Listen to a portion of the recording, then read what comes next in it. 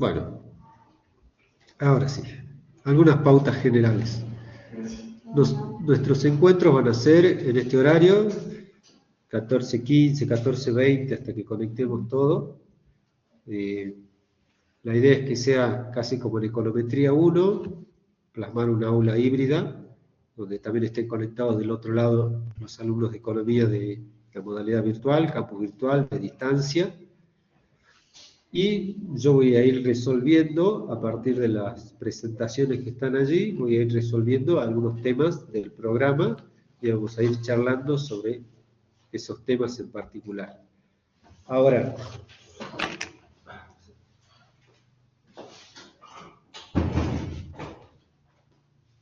en nuestras clases nos va a acompañar Gustavo González Guaymás. Gustavo ya nos acompañó el año pasado.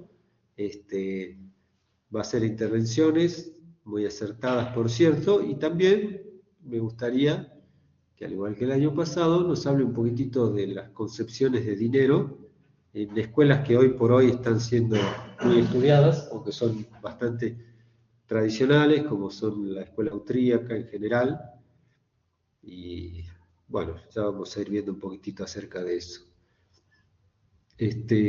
Vamos con la parte más protocolar, así salteamos directamente, después pasamos directamente al contenido. Nosotros vamos a tomar un examen parcial. Ese examen va a estar alrededor de la unidad 4, que se llama Política Monetaria. Ese examen va a ser un poco extenso en contenido, pero creo que sí es asequible, por eso es que esperamos hasta tanto para tomar el examen.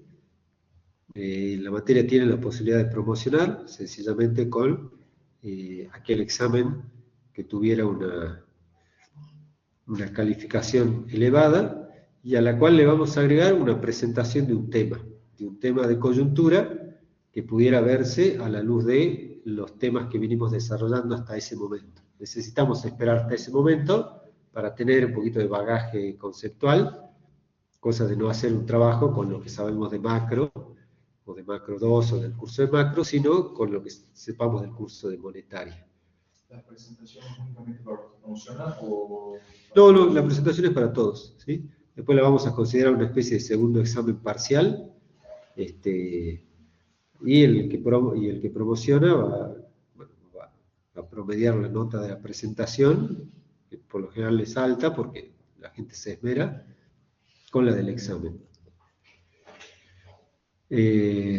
Bueno, esto lo tengo pensado bastante casi al final de la presentación del trabajo, bastante al final del cursado, y el examen parcial ya más tendiendo a los fines de septiembre, tal vez primeros días de octubre, por el hecho de que hay muchos temas por detrás.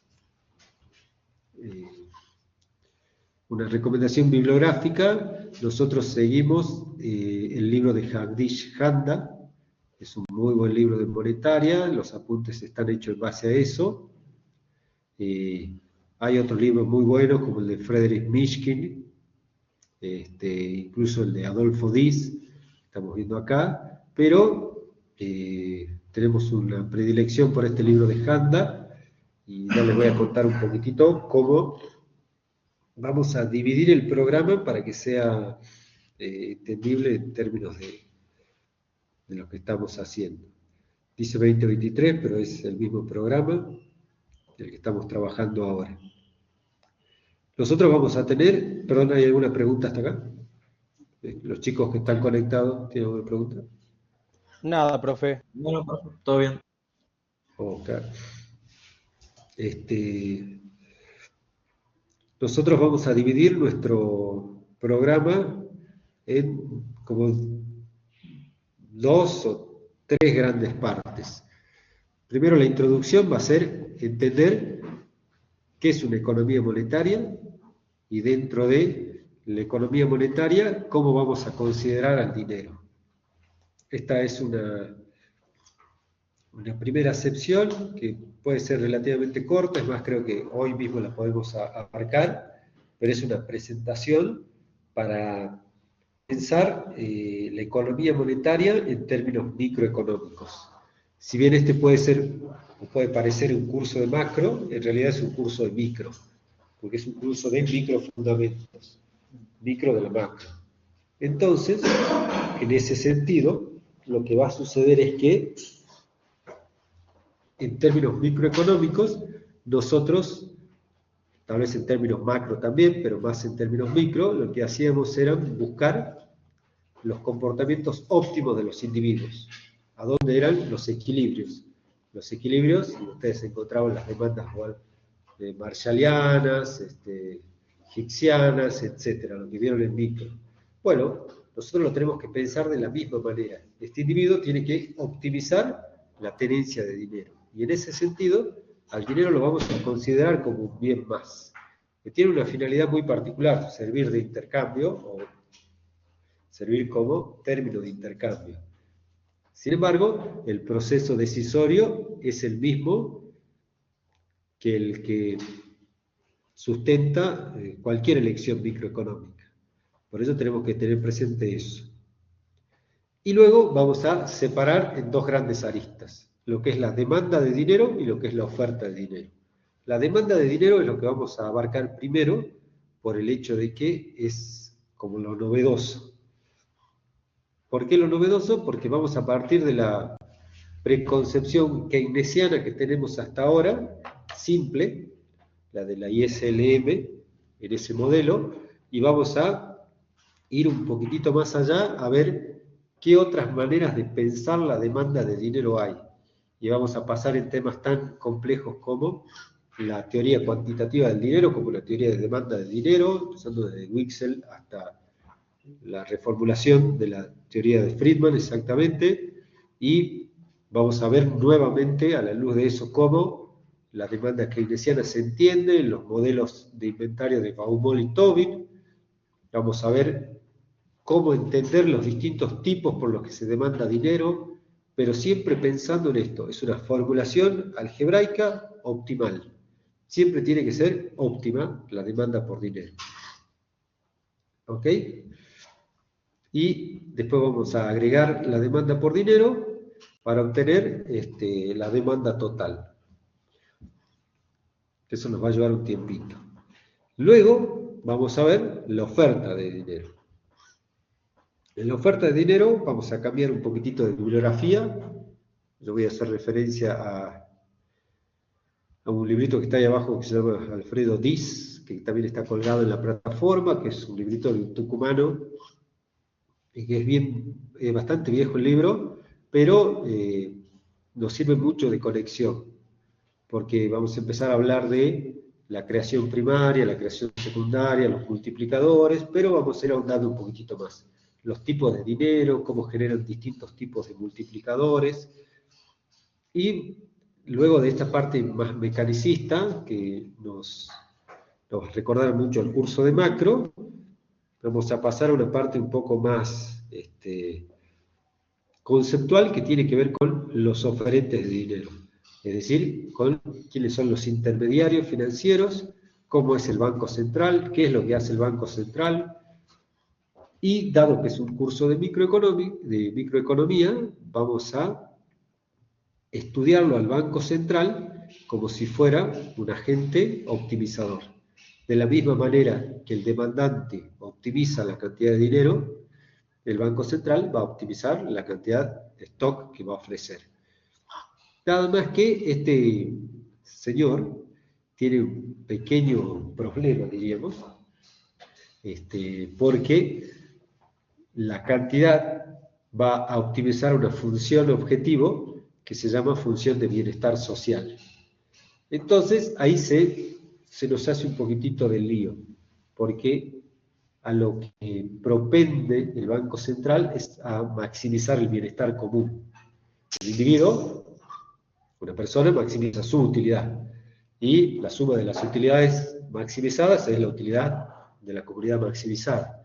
En cambio, el Banco Central, al ser el monopolista, se para y dice, bueno, yo lo que quiero es maximizar la felicidad de la comunidad.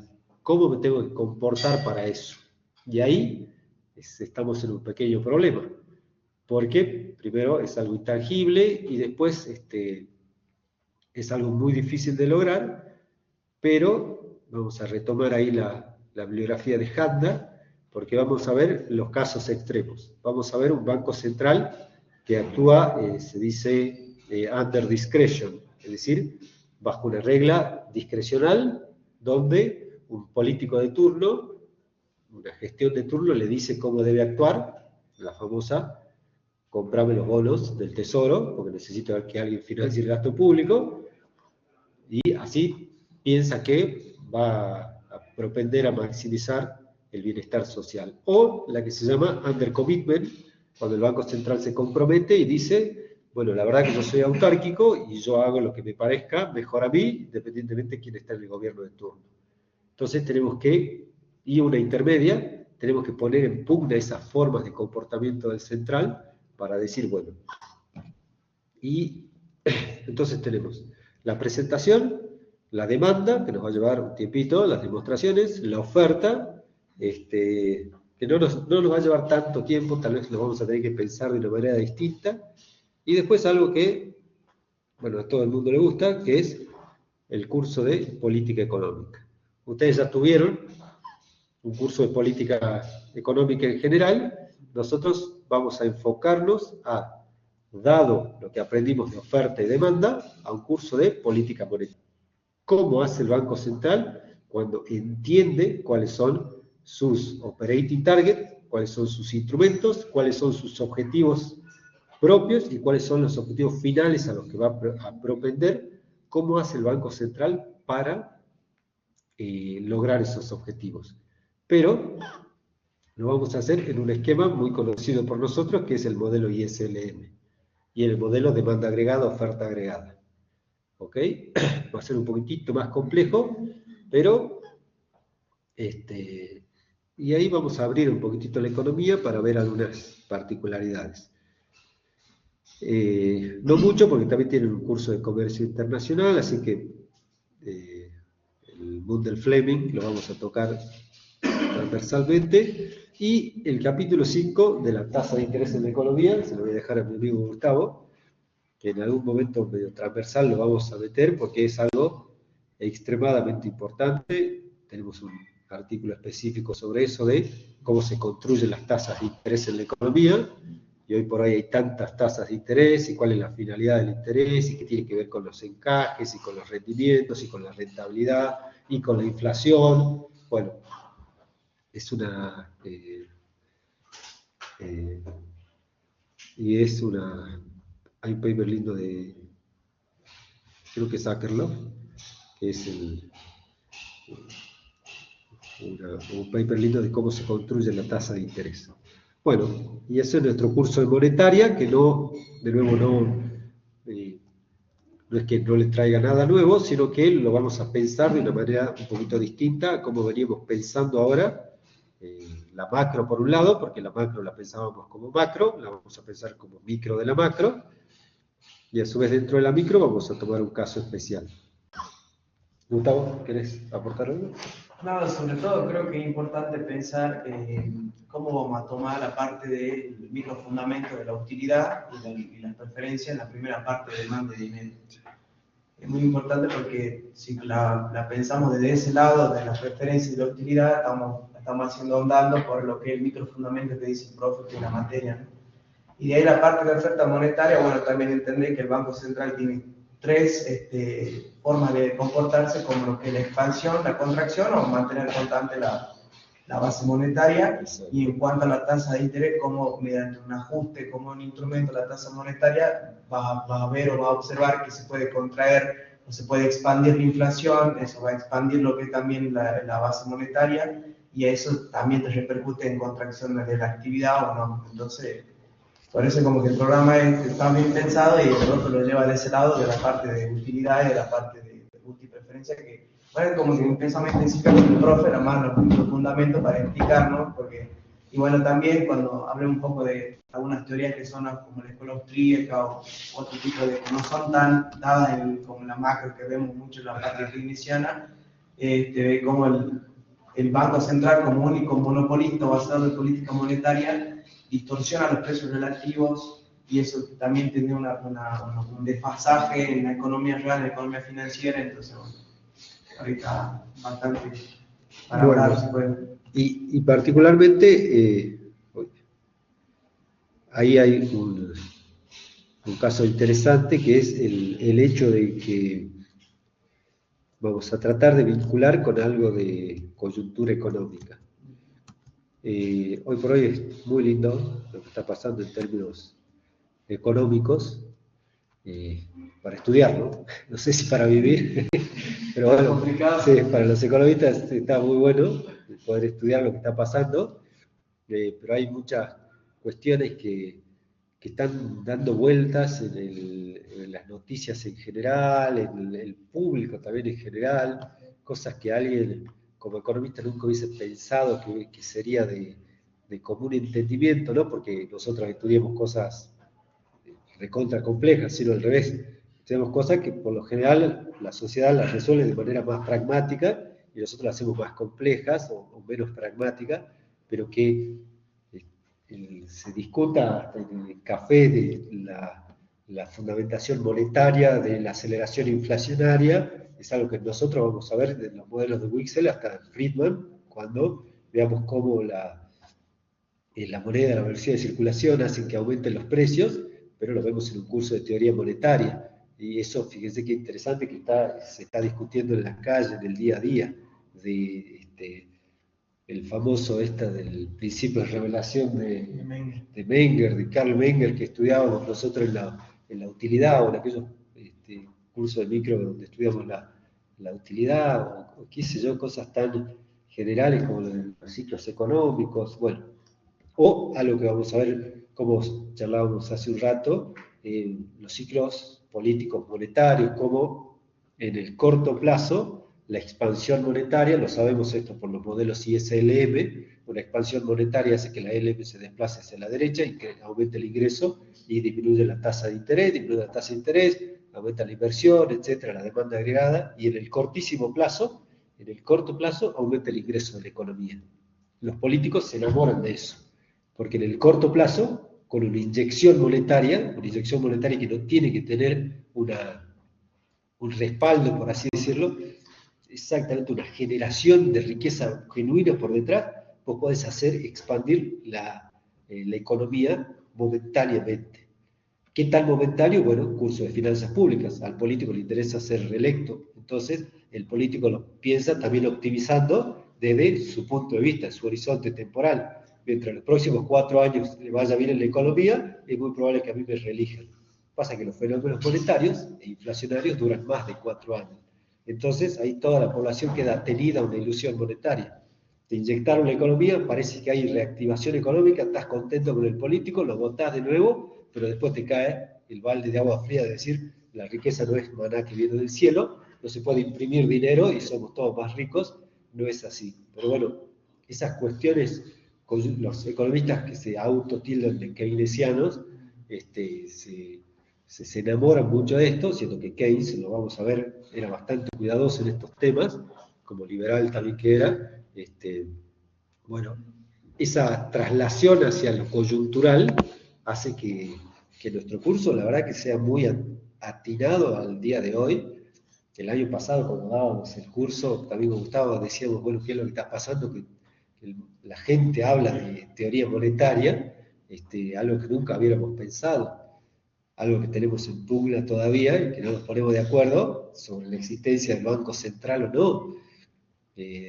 Todo el mundo, gente definiéndose como anarcocapitalista, diciendo que el Banco Central no debería de existir, y desde mi lado digo, che, pará, pero hoy por hoy es el único que está haciendo política monetaria. ¿Cómo? Como lo vamos a ver nosotros en la unidad 5.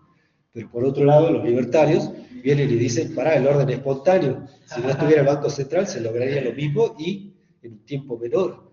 ¿Por qué? Y bueno, ahí Gustavo nos va a explicar un poquito de las teorías subyacentes. Entonces, eso está muy interesante, por lo menos tenerlo presente, no saberlo, para no caer en el famoso dicho del Capusotto, de hablemos sin saber, de todo lo contrario, hablemos sabiendo un poquitito de qué es lo que estamos diciendo. Entonces, ahí está, creo que el hoy por hoy, el gran desafío. Y yo les voy a dar, en aras a ir construyendo este trabajo final, algunas cositas que pueden ir leyendo, que las vamos a ir entendiendo, como son los informes de política monetaria del Banco Central, que en realidad hace rato estaba viendo uno, están clarísimos, la verdad que le he puesto bastante pila para hacerlos más claros, porque antes te tiraban la circular del Banco Central y vos decías, Dios, tengo que ser abogado para leer esto. Pero luego ahora están re bien hechos ahí, con gráficos, con contexto. Y sí, Agustín, dime. No, tenía una pregunta sobre el trabajo final que va a ser a lo último, que va a ser como un segundo parcial, usted dijo. ¿Cómo va a ser? ¿Cuánto tiempo vamos a tener para hacerlo? Bueno, primero, cuando llegue el momento, como que no quiero hacer spoiler, pero cuando vertamos los conceptos sobre los cuales queremos ahondar, ahí en ese momento le vamos a decir, bueno, de acá tenemos una semana, 10 días para elegir un tema, una fuente de datos, construir una serie y concluir en base a lo que estuvimos analizando. Y venir y exponer de qué se trata. ¿Sí? Que se pueden ayudar con ChatGPT, con Gemini, con Pilot, con lo que estén haciendo. ¿Sí? La idea no es que hagan una tesis de monetaria o algo original, sino que utilicemos lo que tenemos, con los recursos que tenemos, inclusive los chatbots, para poder entender un poquitito de teoría monetaria. ¿Okay? Tengo un amigo, el chico que hizo la tesis de el origen de la escuela austríaca, en la escuela de Salamanca, que me dijo que él lo había entrenado a su ChatGPT para que todos los lunes le haga un informe de coyuntura con énfasis en monetario, porque él trabaja en una empresa, no sé qué tipo de empresa, entonces él es el economista senior, entonces va a la reunión ya con el trabajo hecho. Bueno, no importa si lo hacen así, la idea es que lo hagan, no importa, no es que tienen que saberse de memoria las cosas, para nada. Supongo que es algo que está diciendo el profe, creo que es importante que yo, porque yo también cursé teoría monetaria, también estuve ahí, digamos, y era como, yo me ponía en la incomodidad de que qué pasa, que no entiendo lo que está pasando en la cuestión monetaria en el país. Yo soy un estudiante de licenciatura en economía, entonces no entiendo nada, no entiendo que cuando me abren una brecha, esas cosas, decir, alguien me pregunta y no sé, me quedo callado y me quedo con esa incomodidad, ¿qué hago? ¿Entendés? Entonces con el profe como que tratamos de llevar quizás lo cotidiano, lo normal, que pasa, vos visto. Una cuestión de demanda de dinero no puede ser compleja, el profe va a hacer un tremendo desarrollo de fórmula, qué sé yo, pero al fin y al cabo yo creo que lo importante, a pesar de la parte matemática y todo, es entender, digamos, qué es una demanda, una oferta, qué es lo que hace el Banco Central, qué es lo que no hace. O sea, que al fin y al cabo lo que hace el profe no es lo importante. No, el profe está importante, pero eso va explicando, digamos, profundamente qué es lo que pasa. El desarrollo de un banco central, una demanda de dinero, una tasa de interés. Hoy nosotros hacemos informe de coyuntura, claro. Gustavo se encarga de la parte monetaria, o sea que él recontra conoce de la parte financiera, de la parte de dólares, de la parte de activos financieros. Hoy él es una persona que está muy metida en el barro de la parte monetaria, así que viene al pelo.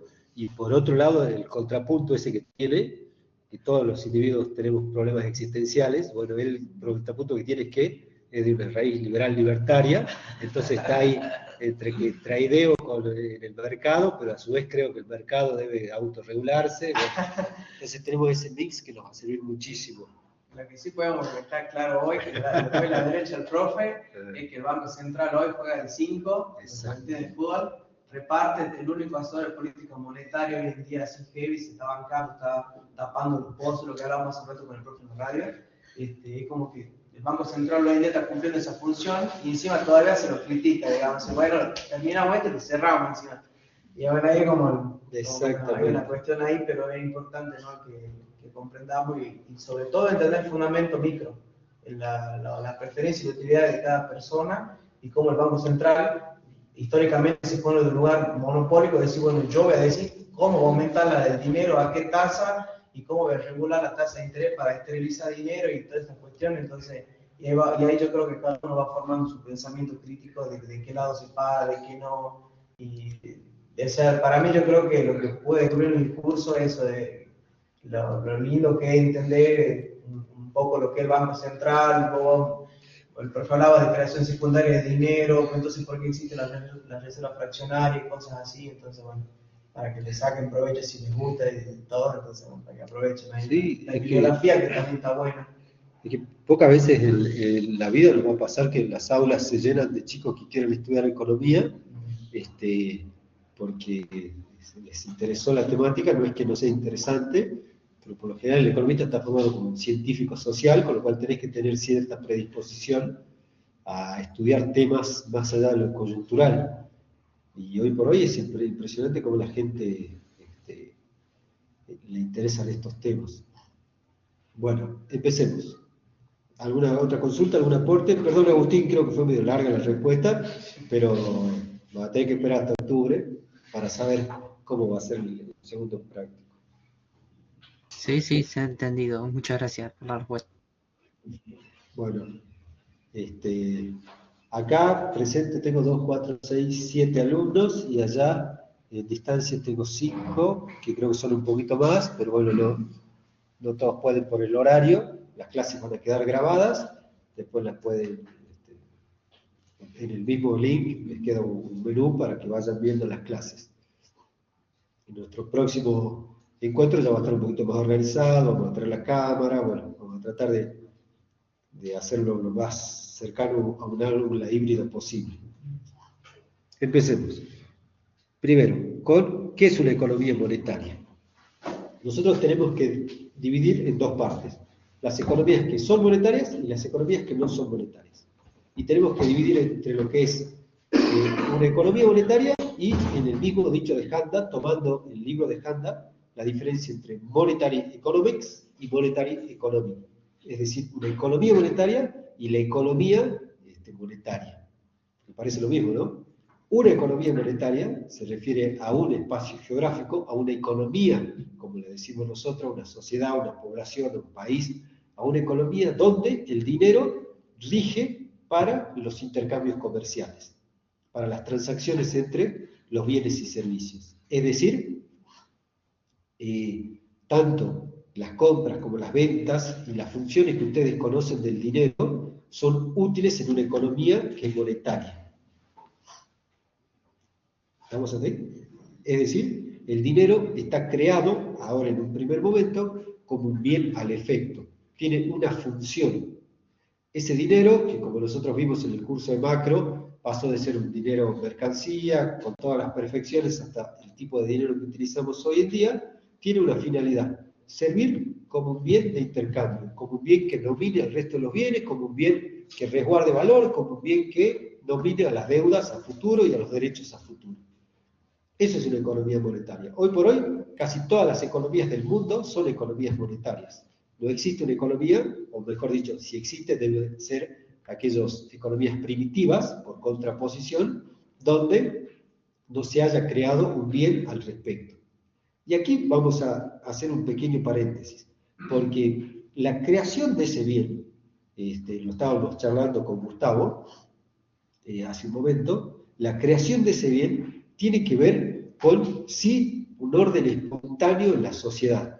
Nosotros, en determinada comunidad, en determinada economía, decidimos qué es dinero y qué no es dinero. Nosotros hoy por hoy, en el curso de macro que yo doy, en otra universidad, siempre hago para mí chiste, para los alumnos no es muy chistoso, pero si yo agarro un papel y construyo un voucher que diga vale por la regularidad de la materia, y se lo doy a algunos de ustedes, ustedes lo van a valorar sobremanera ese bien. Es más, si están convencidos de que sin ese voucher pueden lograr la regularidad, pueden transaccionar ese bien. Es decir, yo sé que voy a promocionar, no necesito el voucher, pero sí estoy necesitando otras cosas y entonces allá ella no está tan segura, entonces tal vez necesita el voucher. ¿Qué acaba de suceder? Transaccionó un bien por otro. Recuerden, la definición de transacción es un intercambio de doble vía, donde hay una vía monetaria y una vía real. Bueno, también puede ser las dos vías financieras. En contraposición, una transferencia es un lugar donde solamente hay una vía. Por ejemplo, un subsidio, una transferencia. Ahora bien, en ese intercambio de bienes y servicios, somos nosotros los que decidimos cuánto vale ese dinero. Es decir, si todos nos ponemos de acuerdo en que ese dinero vale lo que dice que vale, piensen en los bonos, en los cupones, donde son tipos de dinero bastante especiales donde no todos los individuos están de acuerdo en que la nominalidad es par. El bono dice 100, pero no todos estamos de acuerdo en que vale 100.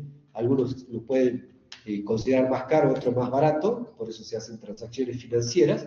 Cuando nos ponemos de acuerdo, cuando alguien está conforme en cuanto de su excedente del consumidor está dispuesto a ceder o cuando quiere apremiarse del excedente del productor, del oferente, cuando se ponen de acuerdo, listo, ahí le damos un valor.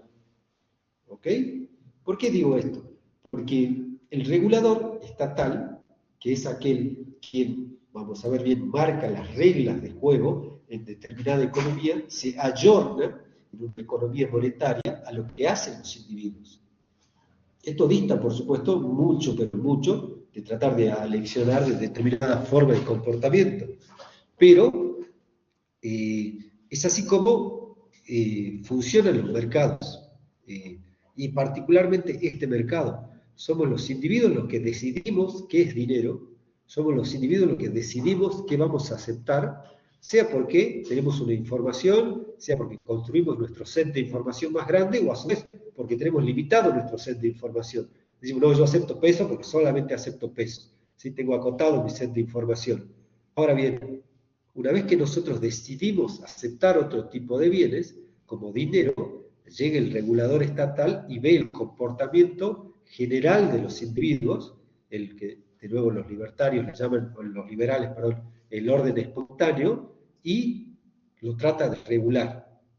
Hay un ejemplo muy, muy claro de esto, que es el del uso del mercado pago y de las billeteras virtuales.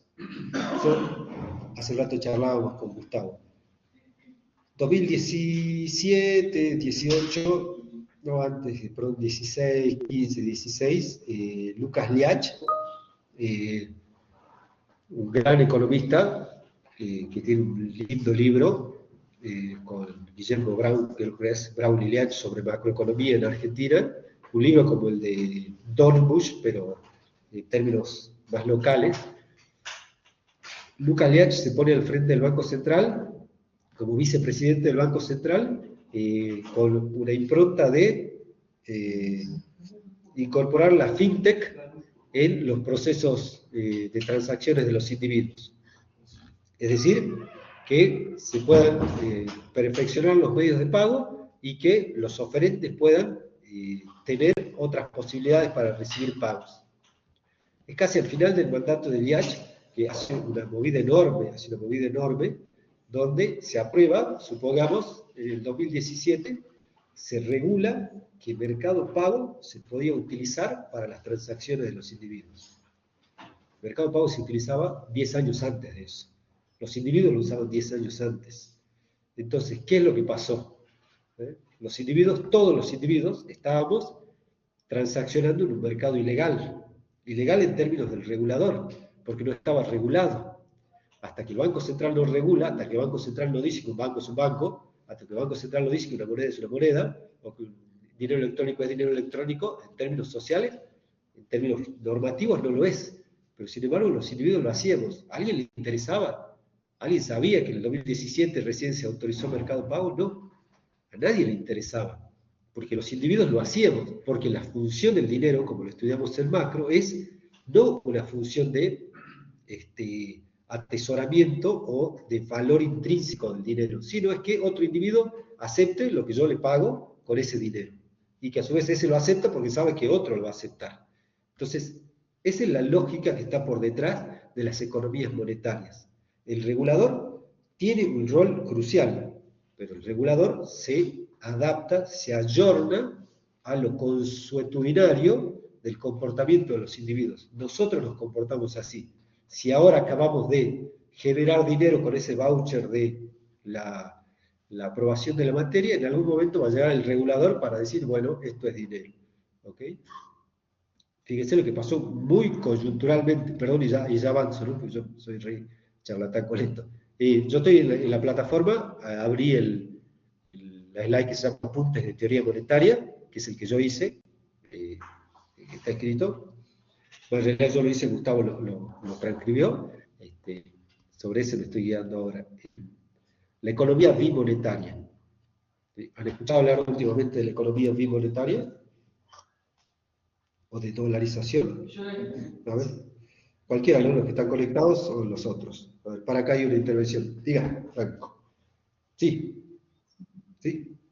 Sí, he escuchado lo que era, digamos, a lo de lo bimonetario. ¿Y qué escuchaste de eso? En nuestro caso, que nuestra moneda en cierto grado tiene su valor ligado al valor de dólar, digamos, o sea, a las reservas de dólares. Sí.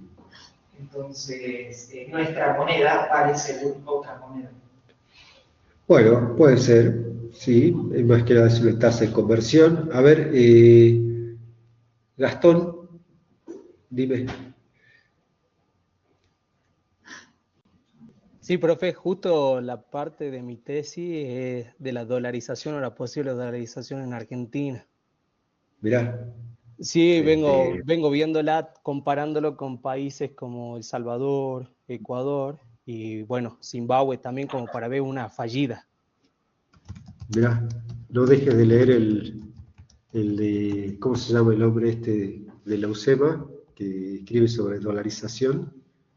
Ay, que no me acuerdo. Campo creo que es, ¿no? ¿Emilio Campo? Sí, Tengo el Emilio libro, Campo, exacto. Bueno, buenísimo. el de Emilio Campo si no me equivoco. Sí, sí, tenés, exacto. Sí, con Nicolás Kachanowski. Con Kachanowski. No, no sé si sí, con Kachanowski lo escribió. Acá está, mire, profe. Creo que es este. Sí, sí, sí, sí.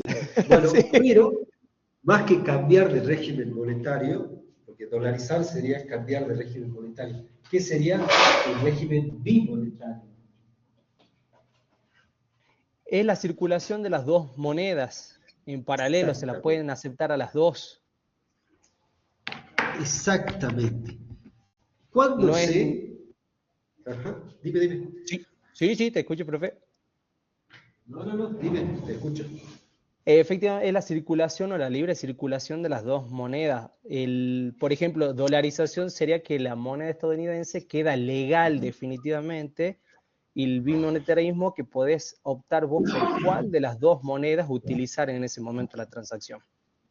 Perfecto. Fíjense, lo profundo de lo que dice mi tocayo acá es que se pueden utilizar para transaccionar bienes. Recuerden las funciones del dinero. Los bienes tienen que estar nominados en dinero, los bienes tienen que transaccionarse en dinero, se puede ahorrar, se puede pedir deudas o derechos a futuro en dinero. Un régimen bimonetario lo que hace es, en una economía monetaria, es acepta que exista más de una moneda de curso legal. ¿Sí? ¿Cuándo se aprobó el régimen bimonetario? O que existe un régimen bimonetario. ¿Cuándo? Hace meses, ¿no? ¿Será? Sí, 3 meses, 4 meses más o menos. Exactamente. ¿Cuántos de ustedes saben que las propiedades hace 15, 20, 50 años se venden en dólares? Que los autos hace 15, 20, 50 años se venden en dólares. ¿Sí? Que hay determinadas deudas que se venden y que se pagan en dólares. ¿Qué es lo que acaba de pasar? El mismo caso del mercado pago. El regulador, después de 20, 30, 50 años, se da cuenta que los individuos están comprando bienes y servicios en dólares. Entonces, ¿qué es lo que dice? Bueno, la verdad que ya no puedo evitar que lo hagan, porque lo hacen. ¿Por qué? Porque han encontrado la famosa ley de Gresham. La moneda buena desplaza la moneda mala. Para determinados bienes y servicios, prefiero transaccionar en dólares. Y para otros bienes y servicios, prefiero transaccionar en pesos. Bueno, ¿sabes qué? Transaccionar lo que quieras, en dólares o en pesos. Y es el hacedor de política, perdón, el regulador, el que se ayorna ahí a lo que nosotros hacemos. Es más, si hemos hecho una compra en dólares, sea de bienes culturales inclusive, o de turismo, durante los últimos 50 años hemos estado violando la ley, porque en Argentina existía una sola moneda de curso legal. ¿Qué es lo que ha pasado? Somos todos unos delincuentes, porque compramos bienes y servicios en una moneda que no estaba permitida. Bueno, ese es el poder de los individuos, que a veces nosotros somos los que doblegamos las normas para que las normas se adapten a lo que hacen los individuos. Esto ha pasado en particular con esto del bimonetarismo. Una economía monetaria es, en este sentido, es una economía donde el dinero tiene estas características y donde pueden existir todas estas variantes. La economía monetaria es la economía de la moneda, es el estudio, así como la economía política, como la economía internacional, como la microeconomía, como la macroeconomía, la economía monetaria definida como como una rama de estudio, donde nosotros decimos esto que estuvimos planteando al comienzo de nuestra charla. Existe una demanda y una oferta de un bien, y tiene que ser ese comportamiento optimal. Entonces, en la economía monetaria como ciencia, nosotros estudiamos cómo se comportan los individuos de manera óptima para atender un equilibrio. ¿Y quiénes son los individuos? Los que ofrecen y los que demandan. Entonces los tenemos que caracterizar, tenemos que ver los casos particulares y tenemos que ver cuando llegan al equilibrio y tenemos que ver cuando se perturba el equilibrio. Cuando alguien viene y nos dice, no puede valer 100, vale 90, ¿qué es lo que hace el individuo? Es un mercado más, tiene que haber una disrupción más.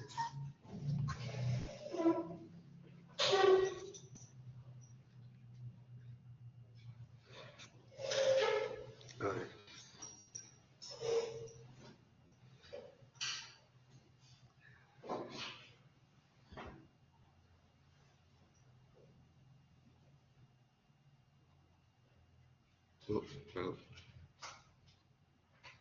Perdón. Vamos a volver a la pantalla original.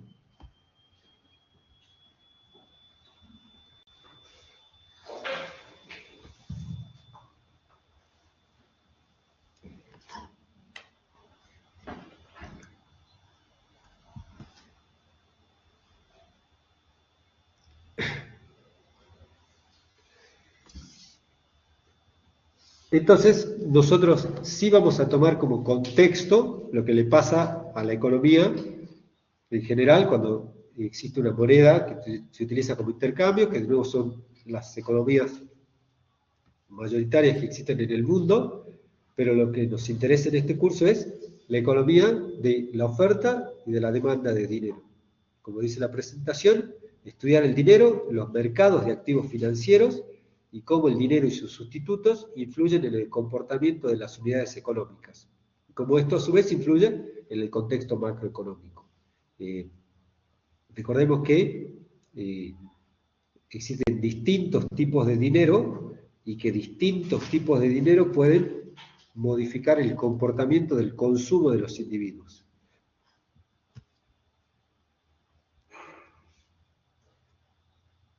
Así, la economía monetaria como ciencia tiene dos componentes, estoy leyendo en la plataforma, el componente micro y el componente macro. Dijimos, el componente micro se enfoca sobre el estudio de la demanda. Sí, eso lo veía, y el de acá, ¿sí? Por acá, subiendo la escalerita. Sí, ahí está. Por favor, sí estaba viendo que hay una. Digo, el componente micro se enfoca sobre el estudio de la demanda y la oferta, y particularmente sobre el equilibrio. Esto es interesante porque de la misma manera que los bienes en equilibrio obtienen como solución de síntesis una cantidad y un precio, nosotros en el mercado de dinero vamos a obtener una cantidad que no necesariamente va a ser el stock de dinero que tiene el Banco Central, sino una proxy del mismo. Al respecto, les comento, hay un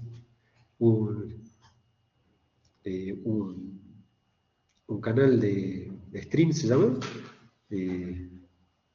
donde hay un programa llamado Las Tres Anclas, donde está el presidente del Banco Central, el ministro de Economía y un secretario, que está en este canal Carajo, creo que se llama el canal.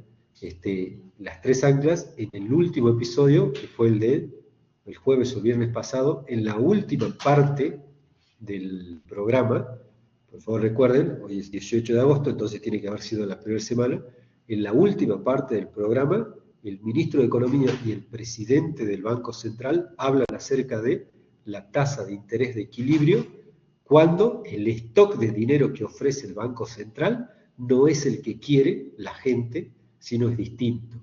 Hasta ahora, en nuestros cursos de macro nosotros estamos acostumbrados de que la cantidad ofrecida es inelástica, es una vertical, y que la demanda se tiene que ayornar a esa cantidad ofrecida. Cuando la oferta es elástica, la oferta decide la cantidad y la demanda decide el precio. Esos fueron todos nuestros modelos macro de oferta y demanda hasta ahora.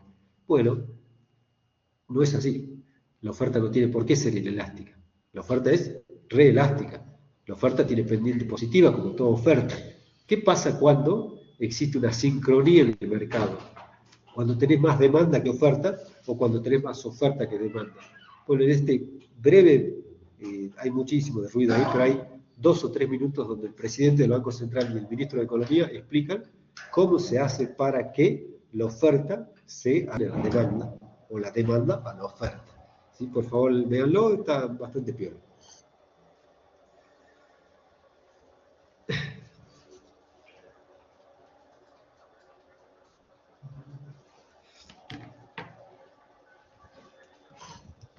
Ah, te gustó mucho.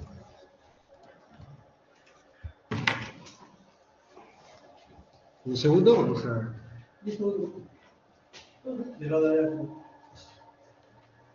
Cuidado, un segundo.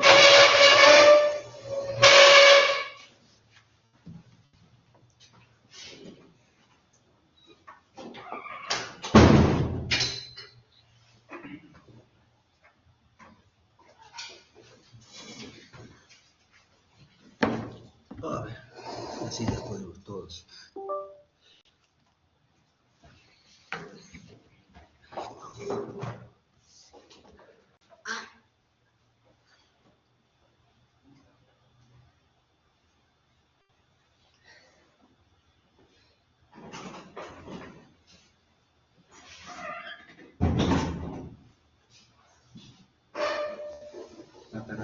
Bueno, decíamos el estudio del comportamiento de las instituciones financieras. Bueno, esto es interesante porque desde el punto de vista micro, nosotros tenemos que decir cómo se comportan los intermediarios financieros. Hay mucho sobre esto. Una de las grabaciones que yo hice es específicamente en la plataforma sobre los intermediarios financieros, haciendo referencia a por qué se le llama intermediario financiero y qué es lo distinto que vamos a ver ahora. En el curso de macro nosotros decíamos un banco como equivalente y como idéntico a un intermediario financiero, transaccionaba o menguaba entre el exceso de ingresos de los individuos, familias en general, los ahorros y los requerimientos de fondos de otros individuos, las empresas. Y ese era el rol que le atribuíamos en el sistema de cuentas nacionales, las cuentas de flujo y stock. Bueno, el intermediario financiero tiene un rol un poco más complejo, particularmente hoy por hoy tiene un rol un poco más complejo. Ahí se ve, perfecto. Porque el intermediario financiero hoy está siendo, ¿cómo se dice?, actor en las buenas y en las malas, de muchas cosas que han pasado en la historia económica reciente de Argentina. Desde el hecho de que han sido obligadamente, pero también para ellos rentablemente, los individuos, en términos microeconómicos, que han comprado la LELIC, que eran los individuos que necesitaban esterilizar el espectacular exceso de expansión monetaria que existieron durante los últimos 10 años en la economía, y por ende no trabajar de bancos, porque era tan rentable, o era el único negocio que podían hacer, hasta, ¿cómo? Decilo, ¿sí? Queda Retorno del Banco Central. exactamente, en realidad sí, o al Tesoro. ¿Cómo es el de la LELIC? Bueno, él lo va a explicar bien, porque después la LELIC pasa a la LEFI, después a la LECAP, después a los pases, después va a hablar a la tasa de los pases, a la TAMAR. Bueno, es un menjunje de cosas, pero el intermediario financiero tiene un rol mucho más activo y a veces bueno o malintencionado que el que le hemos dado hasta ahora, de decir no, el que agarra el ahorro de la familia y le presta a las empresas. No. Es un actor bastante central en la economía monetaria, tal vez así que es el que ha hecho que la transformación de las LEFI se caigan en la última licitación y que el Banco Central tuvo que subir la tasa de interés y se enfrió un poquito la economía, como que le tiró un poquito de tierra a la estrategia económica reciente, pero también son aquellos individuos por los cuales conceptualmente existe la creación secundaria de dinero. Con Gustavo lo estábamos charlando hace rato, bueno, los autos hacemos publicidad. Nosotros con Gustavo tenemos un programa de radio en la Universidad Nacional que se llama Economía en Perspectiva, donde explicamos conceptos económicos con coyuntura económica. Y hoy estuvimos hablando de dinero, y Gustavo estuvo hablando específicamente de la creación secundaria de dinero. Como todos sabemos, el multiplicador bancario, que aporta el multiplicador monetario, y cómo se expande esa cantidad de dinero en la economía. Bueno, ese engaño masivo al que todos estamos sujetos, pero con el que todos estamos contentos, porque mientras a mí me acepten el dinero que no existe, y al otro le acepten el dinero que no existe y que sabe que no existe, estamos todos felices. Bueno, hoy por hoy, de nuevo está en boga el sistema de reserva fraccionario, cuyos actores principales son estos intermediarios financieros, expanden una creación en segunda etapa del dinero que tal vez no sea tan beneficiosa como nosotros pensamos que es beneficioso. A ver, Gustavo, ¿qué crees? Recomiendo por ahí un artículo que es de Alberto Darías Lynch, que habla de moneda de mercado o directamente control. Y él plantea claramente el tema de reserva fraccionaria, que es, digamos, cómo se crea mediante esta reserva el dinero de forma secundaria, porque, por ejemplo, yo tengo tanta cantidad de dinero, la voy a depositar al banco, y el banco, mediante ese dinero que yo acabo de depositar, tiene que encajar por ley, pero también de esa reserva, de ese encaje, puede prestar, por otra parte. Entonces vos estás haciendo una doble prestación del dinero que ya estaba y no tiene un dinero artificial, por eso es que es la creación secundaria artificial. Y eso inflaciona también, porque imagínate, vos prestás a una tasa o recibís depósitos a una tasa y esa tasa se potencia con la tasa de la pasiva y la activa que tiene un banco. Entonces, esta creación secundaria, que con el profe tuvimos unos problemas también cuando queríamos calcular la intervención financiera, de qué tipo de tasa tomar en una economía que viene inflacionada, que viene con expectativas bajas, cómo vos después determinar a qué tasa real se presta o se deposita el dinero. Y sobre esta creación secundaria que le estoy mencionando, todavía se potencia aún más todavía la inflación, o en todo caso, digamos, esa circulación monetaria que después la van a ver con la teoría cuantitativa, cómo se va potenciando y cómo genera una bola. Y después imagínate vos, que tenés esta bola gigante que va traccionando, la tenés que esterilizar, y eso es el problema de las letras de liquidez, las LELIX, las LEVAC que eran antes, y después las tenés que esterilizar y encima te dejan un ruido monetario de tasas a un día. En matemática financiera vemos como una tasa diaria era mucho más potente que una tasa anual. Entonces las cosas, digamos, van sumando. Por eso aumentan el encaje. Imagínate todo el rulo que hay que hacer para controlar el sobrante monetario de años de acumulación de dinero, que era una ilusión monetaria, como hablábamos hoy, esa ilusión de que yo estoy bien, de que hay dinero y vos contra eso sacás, esterilizás y no permitís más expansión, la gente lo siente también, o sea, directamente, porque como que si no hay plata en la calle, estas cosas pegan directo justamente.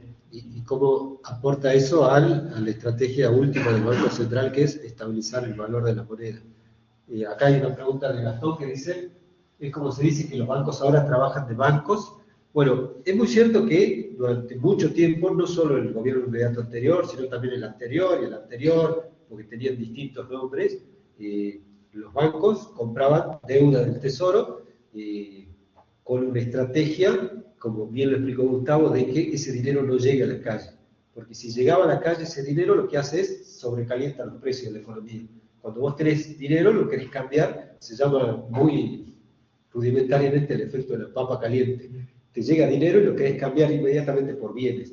Y si todos queremos ir a cambiarlos por bienes, los precios se aceleran porque el vendedor en algún momento se da cuenta de que existe un exceso de demanda, aumenta el precio. Bueno, para evitar que lleguen, lo que se hacía es se chupaba ese dinero.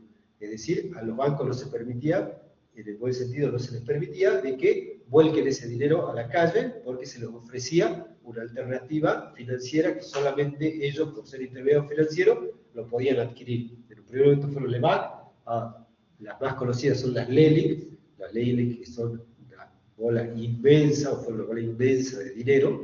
Entonces lo que hacían los bancos era, con el dinero que tenían, compraban más, se imprimía más para pagar más intereses, se lo daban a los bancos, compraban más, y ahí contestando Gastón a lo que vos preguntás, el negocio de los bancos comenzó a ser prestarle al Estado, cobrar los intereses, comprarle de nuevo, prestarle, y no al sector privado.